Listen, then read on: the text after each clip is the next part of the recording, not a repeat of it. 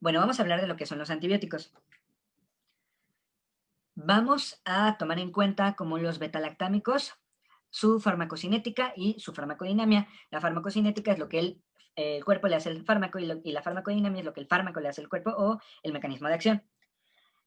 Para ponernos en contexto, tenemos que tener en cuenta la biodisponibilidad de nuestro antibiótico, la concentración máxima de este, el tiempo al pico de la concentración máxima, que es la concentración máxima en sangre, el área bajo la curva, la vida media de eliminación o la vida media en sí, que es el 50% de la concentración plasmática. Vamos a tener dos teorías que nos van a decir cuándo se elimina nuestro antibiótico, que va a ser la teoría tricompartimental, que habla de que hay tres compartimentos, uno central, que va a ser de excreción más o menos, un periférico, que va a ser de excreción muy lenta, y un periférico rápido, que va a tener una eliminación rápida de nuestro antibiótico. Y la de un compartimento, que es la teoría que más se utiliza, que es multiplicar la vida media por 5 para saber cuándo se elimina del 97 a un 100% nuestro fármaco, y o 3 a 5 semividas para más rápido. Vamos a tener dos tipos de antibióticos, los que son tiempo dependientes, donde vamos a tener una concentración mínima inhibitoria que es en menor porcentaje que el tiempo de administración, que van a ser los beta-lactámicos, el glucopéptido, las tetraciclinas, los macrólidos y las lincosaminas. Y los concentración dependientes, que van a ser en relación concentración máxima con concentración mínima inhibitoria, y de los cuales van a ser los aminoglucósidos, las fluoroquinolonas y los nitroimidazoles. Vamos a hablar de lo que es la biodisponibilidad oral y parenteral. Dependiendo de si es oral o parenteral, va a variar de un 75 a un 90%, y de los medicamentos más utilizados van a ser la cefixime, que va a tener una biodisponibilidad del 50%, la cloxacillina, que va a tener una biodisponibilidad del 40%, la ampicilina, que va a tener un 35%, y la tetraciclina, que va a tener un 70%. Vamos a tener que ir al volumen de dosis administrada, que va a ser en relación a una regla de 3, dependiendo de la concentración sanguínea mediada en miligramos sobre litro.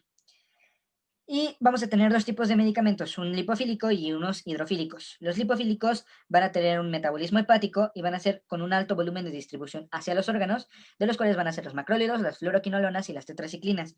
Y los hidrofílicos, que van a ser con un bajo volumen de distribución y predominan en sangre, y no van a poderse difundir en las membranas, así como tener un metabolismo renal.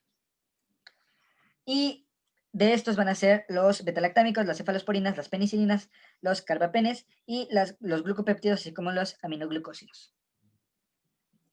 Después hablaremos de lo que es la farmacodinamia, que va a ser la acción del medicamento en efecto exposición. ¿A qué se refiere con efecto exposición? Vamos a tener una concentración de bacterias mínima y vamos a tener una concentración mínima inhibitoria, lo cual va a ser un efecto clínico en la exposición de nuestros órganos infectados y un efecto sobre el antibiótico.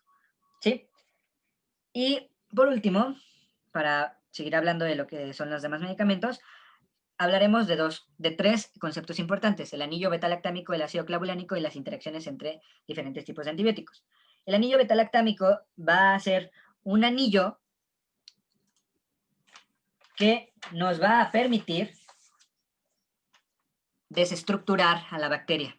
Nuestra estructura bacteriana va a estar mediada por el peptidoglicano y nuestro anillo beta-lactámico no va a permitir que se junten las dos alas de nuestra estructura bacteriana en el peptidoglicano, lo que no va a permitir que se forme una estructura bacteriana y nos va a hacer que la bacteria, en este caso, se muera. Y el ácido clavulánico, que va a ser como una alternativa cuando existen beta-lactamasas para abatir esta resistencia. Es decir, va a haber una enzima que va a ser la beta-lactamasa, y nosotros con el ácido clavulánico vamos a inhibir esta enzima entrando en el sitio activo de lo que es la enzima. Y por último, lo que es las interacciones. Vamos a tener dos tipos de medicamentos antibióticos, unos antibióticos bactericidas y unos antibióticos bacteriostáticos. Vamos a tener una curva del crecimiento bacteriano donde va a ser el periodo de latencia, el periodo exponencial, el de meseta y el periodo de muerte. Los bactericidas van a actuar en el periodo exponencial, donde las bacterias se están formando, se están dividiendo y se están estructurando peptídicamente. Entonces, lo que va a hacer nuestro bacteriostático es que en ese momento donde se están formando nuevas bacterias, él inhiba el proceso de formación del peptidoglicano. Y en los bacteriostáticos van a actuar en el momento de meseta, donde no es tanto crecimiento bacteriano, y nuestros bacteriostáticos van a funcionar en lo que es el ribosoma, alterando la estructura ARN, lo que puede provocar que los bactericidas en realidad no tengan una eficacia, ya que al alterar la estructura, los bacteriostáticos, los bactericidas no tienen dónde hacer una acción completa. Por eso una interacción predisponente es el no uso de bacteriostáticos con bactericidas, sí bactericida con bactericida. Y ahora, para empezar con lo que son los demás antibióticos, vamos a iniciar con lo que son la vida media de estos primeros antibióticos, que son los beta-lactámicos y su uso. Bueno, vamos a tener dos tipos de beta-lactámicos, las penicilinas y las cefalosporinas. Las penicilinas van a tener una vida media de 1 a 4 horas, si es penicilina procaínica. Si es benzatínica, va a tener una vida media de 21 a 24 horas. Si es dicloxacilina, va a tener una vida media de 30 minutos. Y si es amoxicilina, va a tener una vida media de 90 minutos. Las cefalosporinas van a ser dos tipos de cefalosporinas, que van a ser la cefalexina y la ceftriaxona. La cefalexina va a tener una vida media de 1 hora, con un 15% de unión a proteínas y un 80% de excreción renal o aclaramiento renal. Y la ceftriaxona va a tener de 6 a 9 horas de vida media, con un 85% de unión a proteínas y un 65% de aclaramiento renal. Ahora sí, el uso de estos beta-lactámicos, así como el uso de los antibióticos en general, va a estar mediado de acuerdo a los microorganismos que van a erradicar. En este caso, si hablamos de cefalosporinas, la cefalexina va a ser afín a los estreptococos y la ceftriaxona va a ser afín a los estafilococos, a los estreptococos, a los bacteroides, a E. coli, a las pseudomonas, y va a ser para problemas de articulaciones, problemas urinarios y para septicemia. Es decir, es más completa la ceftriaxona, pero así como más completa es un poco más tóxica. Y las penicilinas van a ser penicilina procaínica, que va a ser más afín a gram positivos, la benzatínica, que va a ser más afín a gram positivos también, así como la dicloxacilina y la amoxicilina. La diferencia es que la amoxicilina va a ser un poco más afín tanto a positivos como a negativos que las otras anteriores. Ahora sí, yéndonos a las penicilinas, vamos a irnos a la primera, que es la procaínica, que va a tener una acción de las 12 a lo que son las 24 horas, va a ser de forma administrada parenteral, va a ser una dosis cada, por 7 días, con una biodisponibilidad del 100%, no resiste a beta-lactamasas y su tiempo pico máximo va a ser de 30 minutos. La benzatínica va a tener una acción por 7 días, va a tener una dosis parenteral, biodisponibilidad igual del 100% y no resiste a beta-lactamasas. La diferencia entre la procaínica, la benzatínica con la dicloxacilina y la amoxicilina es que la dicloxacilina y la amoxicilina sí van a tener una resistencia a las beta-lactamasas y van a bajar de biodisponibilidad también. La dicloxacilina va a tener una biodisponibilidad de un 30 a un 80%, una unión a proteínas de un 95%, lo que le hace afín a eliminar algunos otros antibióticos o algunos otros fármacos que estén en la albúmina, por ejemplo, que otros. Y la amoxicilina va a tener una biodisponibilidad del 90%, una unión a proteínas del 20% y un aclaramiento renal del 80%, como la dicloxacilina, que va a tener un aclaramiento renal de un 50%. Ahora vamos a hablar de lo que son las cefalosporinas. Las cefalosporinas van a ser dos, la cefalexina y la ceftriaxona. Pero para hablar de las cefalosporinas tenemos que hablar primero de las generaciones de las cefalosporinas. Las cefalosporinas van a tener de 3 a 5 generaciones y dependiendo de cada generación es la afinidad tanto a gram positivos como a gram negativos. En los dentistas nosotros vamos a utilizar de la primera, segunda y la tercera generación de cefalosporinas. A partir de la primera generación todas van a ser afines a las gram positivas. Sin embargo, conforme va subiendo la generación, hasta llegar a la tercera y quinta, van a ser más afines a lo que son las gram negativas. Ahora sí, hablando de cefalosporinas como tal de medicamentos, vamos a hablar de la cefalexina, que va a ser más afín a gram positivos, va a resistir a las beta-lactamasas, así como la ceftriaxona, pero en menor proporción. Va a tener un tiempo pico máximo de 60 minutos, una biodisponibilidad del 80%, diferencia de la ceftriaxona, que tiene una biodisponibilidad del 100%, y una unión a proteínas de un 20%, diferente a lo que es la ceftriaxona, que tiene una unión del 95%. La vida media de la cefalexina va a ser de 90 minutos y de la ceftriaxona de 8 horas. ¿Ok? Y la ceftriaxona es la única que atraviesa la barrera hematoencefálica. La ceftriaxona, a diferencia de la cefalexina, es que es un poco más afín tanto a gram positivos como a gram negativos, a diferencia de la cefalexina, que casi no es afín a gram negativos, y resiste a beta-lactamasas más afín a este proceso que la cefalexina. Y ahora vamos a hablar de lo que son las penicilinas y por qué es momento de hablar de la alergia a las penicilinas. Estas se obtienen de un hongo llamado Penicillium y la benzilpenicilina es de 5 a 10 veces más potente que la penicilina B. Sin embargo, si en dado caso de que se llegue a ser alérgico a estos procesos de las penicilinas, ya que las penicilinas están en contacto estricto con las bacterias, ya que están en una batalla campal de siempre por ver quién es mejor, quién es mayor, afín a apropiarse de todo el suelo. Hablaremos de otros medicamentos como lo son los macrólidos, las tetraciclinas y etcétera. En momentos de alergia vamos a hablar de varios medicamentos como lo son los macrólidos. Los macrólidos van a ser medicamentos con 16 o 14 carbonos, van a ser hidrofóbicos, tienen una vida media de 6 horas, va a traspasar membranas sinoviales, amígdalas, el cerebro, y van a ser 3 medicamentos, la eritromicina, que va a tener una administración de 8 horas, cada 8 horas por 7 días, la claritromicina cada 12 horas por 7 días, y la acitromicina de una diaria cada 3 días. Va a tener una preferencia por la albúmina y va a estar mediada en el ribosoma y va a entrar en el sitio activo de apepsidil. Si hay resistencia a penicilina, puede haber resistencia a macrólidos en un 40% versus 60% a penicilinas, y es por eso que la eritromicina a veces no está medicada cuando hay resistencia a la penicilina. Después hablaremos de lo que son las tetraciclinas. Estas tetraciclinas, vamos a hablar de ellas, de que hay 4 anillos cíclicos, va a ser un antibiótico anfótero, va a estar más administrado cuando hay infección por Streptomyces, y va a ser quelante, lo que nos va a hacer que no se absorba bien el calcio, el magnesio, el manganeso, el aluminio, el zinc y el hierro. Va a ser bacteriostático y en algunos casos bactericida cuando hay en altas concentraciones, va a entrar por difusión pasiva, va a alterar la membrana celular, se absorbe en intestino delgado, porque es liposoluble, va a atravesar la membrana placentaria en un 10 a un 60% de acuerdo a la concentración, se concentra más en tejido óseo y dental, pero no va a ser afín a abscesos, pero sí a periodontitis. Y va a tener un metabolismo en hígado gracias a P450, se va a excretar en orina y bilis, y va a inhibir la inflamación, por lo cual no es dado en procesos de extracción, porque puede inhibir el proceso de la formación del coágulo del alveolo, lo que puede provocar alveolitis y todo este proceso por un coágulo falso. Y va a ser también afín a riquecias, y también va a estar en el ribosoma por la entrada aminocidil. Ahora vamos a hablar de lo que son los azoles, el metronidazol y el tinidazol. Va a ser como tal llamado albendazol, va a tener un azúcar, es bactericida para anaerobios y se va a unir al ADN y lo va a fragmentar. No se debe enviar en irritación estomacal ni en embarazadas. Y tampoco se puede administrar con penicilinas, entonces tampoco es de los más utilizados. Sin embargo, se puede mandar menos días que penicilina, entonces en un nivel intrahospitalario es mejor. Es afín también a gram negativos, hay que decirlo.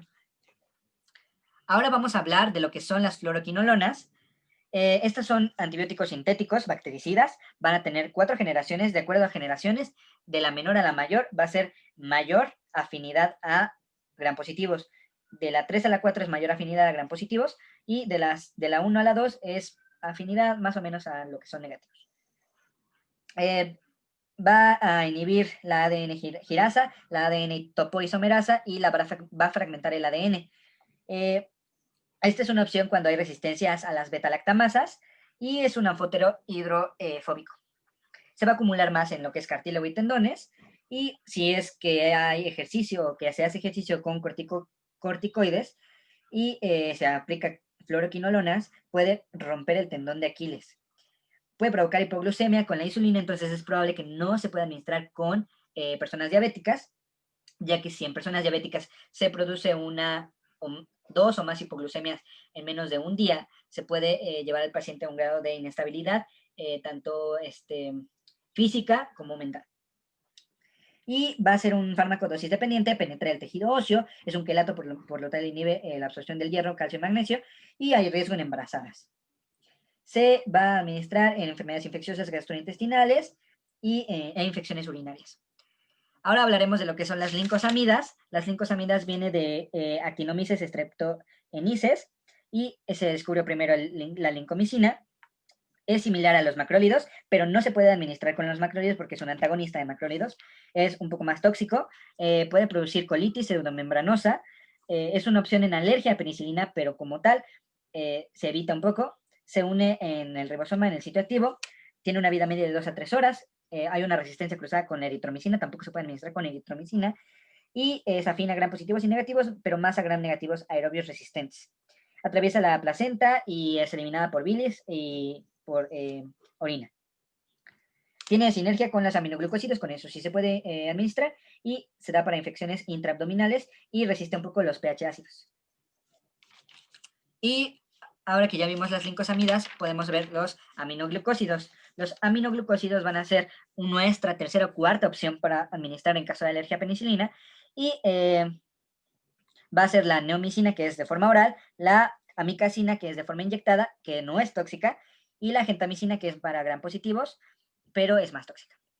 Va a tener 3 azúcares y muchos nitrógenos. Se puede hacer positivos estos nitrógenos y desestabilizar la membrana, van a empujar al calcio y lo van a sacar, así como al magnesio de la célula. Va a dañar proteínas y se puede combinar con penicilina. Se queda en el estómago y puede matar a E. coli y provocar algunas infecciones. Impide, en casos severos, la transmisión nerviosa, en casos severos de enfermedad, y va a haber perforación intestinal. Y el cloranfenicol inhibe la proteína 50S y es tóxico. Solo se puede dar, se administra en infección en hígado. Y por penúltimo vamos a hablar del trimetoprim. El trimetoprim va a ser con sulfametoxazol en una proporción 1 trimetoprim y 5 sulfametoxazol o Bactrim. Va a ser 2 fármacos y el trimetoprim es más liposoluble. Va a inhibir la síntesis de tetrahidrofolato derivado del ácido fólico. Y que este ácido fólico se utiliza para la síntesis de purinas del ADN. Es un antibiótico bacteriostático para gram positivos y negativos y se utiliza para estafilococos y streptococcus. No se puede utilizar para faringitis, por lo tanto, muchas veces no se puede utilizar tanto para infecciones cuando se hace una extracción de terceros molares. Y no se puede utilizar en ASA2 porque no se puede utilizar en asma ni anticoagulantes, y cruza placenta y se excreta en leche, entonces tampoco se puede enviar en embarazadas ni tampoco en lactantes. Su metabolismo es por hígado, por el CYP 3174, y se elimina en riñón.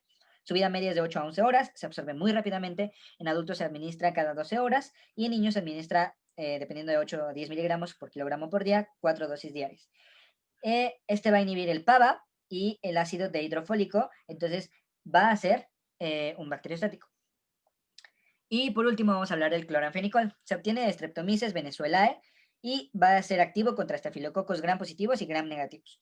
Se establece que es normal o estable en pH ácidos y alcalinos. Es un bacteriostático y va a inhibir la síntesis de proteína 50S. Se va a distribuir en el líquido cefalorraquídeo y se va a metabolizar en el hígado. Se excreta por riñón, pero no se puede mandar por insuficiencia renal ni hepática. Se usa de forma más oftálmica, de 1 a 2 gotas cada 4 horas por 7 a 10 días, y puede provocar infección de niño gris. Ahora vamos a hablar de un efecto que se llama efecto disulfarano o antabus. Este efecto es la inhibición de la oxidación de lo que es el alcohol, inhibiendo el bloqueo de la enzima aldehído deshidrogenasa, provocando la elevación de niveles de acetaldehído, provocando vasodilatación, hipotensión, taquicardia, disnea, ansiedad, náusea, vómito, diaforesis, cefalia, síncope y vértigo. ¿Ok? Lo provoca el cloranfenicol, el metronidazol y el tinidazol, con el alcohol, claro. Es importante saber ese efecto porque ya que un paciente nos llegue con esos efectos, puede ser que haya tomado algún alcohol con algún medicamento de este tipo. Y por último, los 4 pacientes que teníamos van a ser nuestros pacientes. Número 1, sano, con pulpitis irreversible, se le va a administrar amoxicilina con ácido clavulánico. último vamos a hablar de nuestros 4 pacientes que vamos a tener. Nuestro paciente número 1 es un paciente sano que tiene pulpitis irreversible. Al no haber alguna presencia tanto de fiebre como de celulitis, ni pus, ni nada, lo que podemos hacer es simplemente mandar un AINE para que haya menos dolor y menos inflamación. Hacer un tratamiento de conductos que sería eliminación del agente causal y ya. Nuestro paciente número 2 es un paciente sano que tiene necrosis pulpar y celulitis con evolución de 2 días. Al ser una evolución de 2 días puede existir una relación de crecimiento entre gram positivos y gram negativos. Sin embargo, al ser 2 días, todavía se puede mandar una penicilina procaínica 2 a 3 días por 8 horas.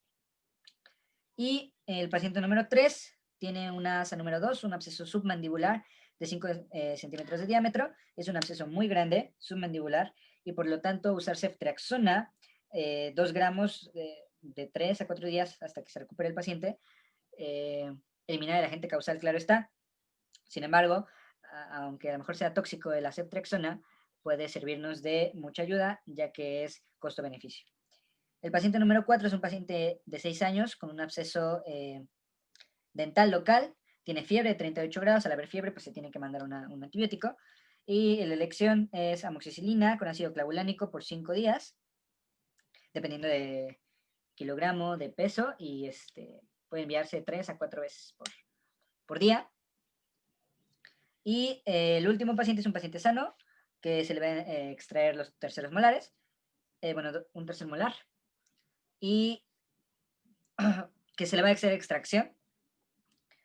Y en este paciente se tiene que hacer una secuencia profiláctica 2 horas antes. Se puede hacer con penicilina procaínica, de la misma manera, 2 horas antes del tratamiento. Se extrae y hay que tener cuidado con las infecciones orofaringeas. Y también se puede mandar la penicilina procaínica de las 4 a las 6 horas después. Se hace una administración de penicilina procaínica.